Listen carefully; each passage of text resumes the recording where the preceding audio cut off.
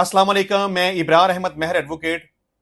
असला लाइसेंस के हवाले से आजकल जो सबसे ज्यादा सवाल पूछा जाता है वो ये है कि पंजाब में असला के लाइसेंस कब से बनना शुरू होंगे, क्योंकि सब लोग जानते हैं कि वजीर आला पंजाब इस हवाले से अप्रूवल दे चुके हैं, पंजाब कैबिनेट इस हवाले से अपनी अप्रूवल दे चुकी है।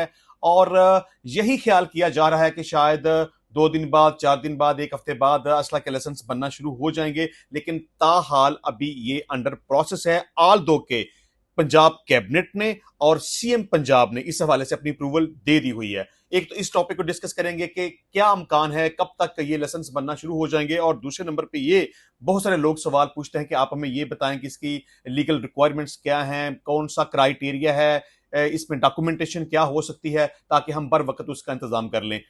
तो इसमें सबसे पहली बात तो यह है कि चूंकि ये अप्रूवल हो चुकी हुई है, सीएम पंजाब, कैबिनेट दोनों इसकी अप्रूवल दे चुके हुए हैं, और अब ये वक्त दूर नहीं है कि पंजाब में असला के लाइसेंस बनना शुरू हो जाएंगे। और मैं समझता हूं कि इसके ऊपर अगर बड़ा भी टाइम अब लगा ना, तो शायद 10 से 15 दिन लगेंगे, और उसके बाद इसको सब लोगों के लिए इसको ओपन कर दिया जाएगा। लेकिन हर शख्स की ये पहुंच में नहीं होगा, क्योंकि इसकी रिक्वायरमेंट जिस हद तक सख्त कर दी गई हैं, या इस की फीसेस जिस हद तक बढ़ा दी गई हैं, हर आदमी वो फीसें अफोर्ड नहीं कर सकता। अगर हम फीसों के हवाले से बात करें तो पहले तो बिल्कुल थोड़ी फीसें होती थी कि आप 2-4 हज़ार रुपया गवर्नमेंट को अगर पे करें, अपनी फाइल अच्छे तरीके से जमा करवाएं, तो अगर आपकी अप्रूवल हो जाए तो आपको असला का लाइसेंस मिल जाता था। लेकिन अब फीसों में बहुत ज्यादा इजाफा कर दिया गया है। मैं समझता हूं कि एक आम आदमी तो खैर नहीं बिल्कुल इसको अफोर्ड कर सकता।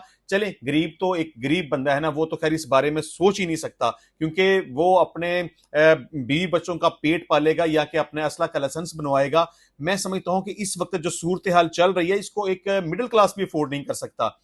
क्योंकि अगर आप पंजाब की हद तक अपना लाइसेंस बनवाना चाहेंगे तो आपको सरकारी तौर पर 50,000 रुपया गवर्नमेंट ऑफ पाकिस्तान के खजाने में जमा करवाना पड़ेगा। और अगर आप अपने लाइसेंस को ऑल पाकिस्तान में कन्वर्ट करवाना चाहेंगे तो आपको 1 लाख रुपया जमा करवाना पड़ेगा। यानी कि एक लाइसेंस के लिए आपको 1 लाख तो वो जो आपने बैंक में जमा करवाना है, और इसके अलावा डॉक्यूमेंटेशन है, वकील की फीस है, दीगर मामलात हैं। आपको ये लाइसेंस काफी कॉस्टली पड़ने वाला है। और ये आपने सबसे पहले अपने जहन में बात रखनी है कि ये आसान नहीं है, हर शख्स की पहुंच में नहीं है। ये एक इसका प्रोसेस भी थोड़ा सा मुश्किल है, और इसके ऊपर एक्सपेंसेस भी आपके बहुत ज्यादा आएंगे। लेकिन चलें, जो इसमें शौकीन हजरात हैं, जो चाहते हैं कि हम लाइसेंस बनवाना चाहते हैं, और जो ये चाहते हैं कि पंजाब में इसलिए के लाइसेंस खुल जाएं, जो काफी अरसे से ये इंतजार में बैठे हुए हैं कि जब भी लाइसेंस खुलेंगे वो लाइसेंस जरूर बनवाएंगे।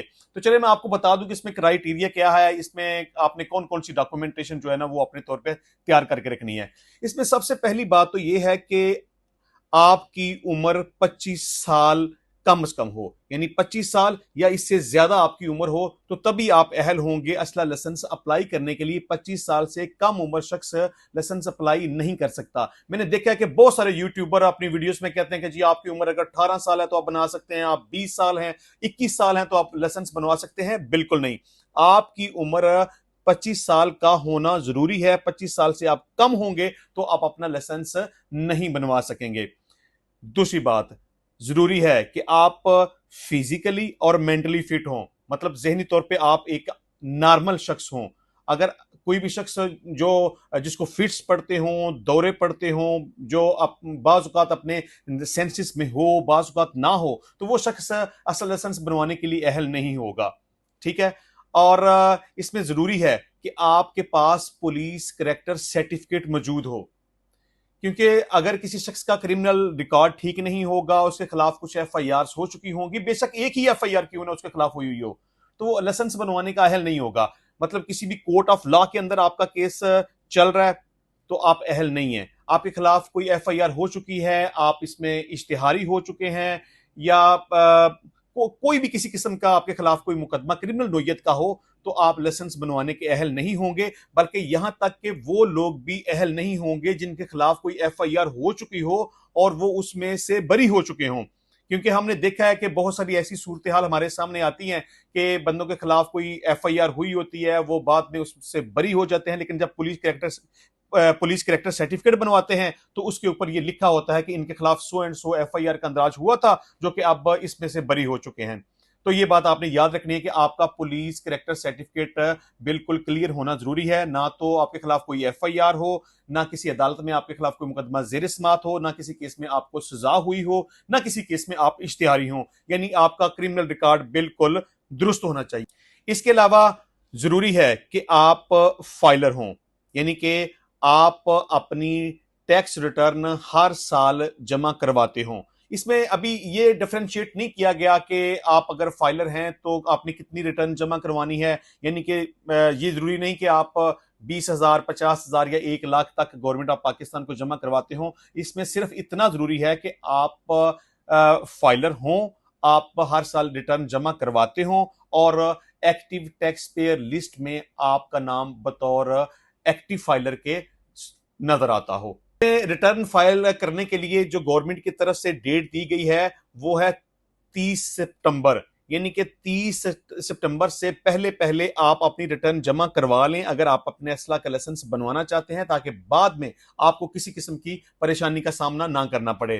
क्योंकि इसमें गवर्नमेंट की तरफ से यह भी है कि आप 30 सितंबर तक अपनी रिटर्न जमा करवा दें तो आपको उसके बाद टाइम नहीं दिया जाएगा। हो सकता है कि इसमें वक्त दोबारा मिल जाए, इसको एक्सटेंड कर दिया जाए तो जुर्माने के साथ हो सकता है, लेकिन आपके लिए ज्यादा बेहतर है कि अगर आप चाहते हैं कि आप अपना लाइसेंस बनवाना चाहते हैं तो आप अपनी टैक्स रिटर्न लाजमी जमा करवाएं। तो इस हवाले से अगर टैक्स रिटर्न आप जमा करवाना चाहते हैं, आप फाइलर बनना चाहते हैं, आप कोई इस हवाले से किसी किस्म की कोई सर्विसेज चाहिए तो आप हमारी लॉ फर्म के साथ राब्ता कर सकते हैं।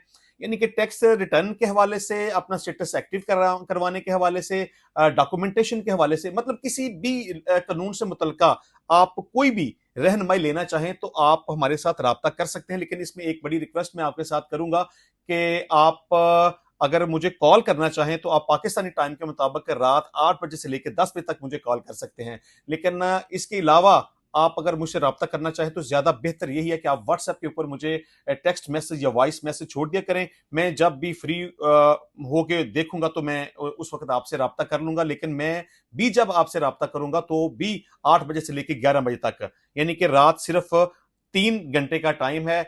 उस दौरान मेरी आपसे बात हो सकती है, मैं आपके वॉइस मैसेज का रिप्लाई कर सकता हूं।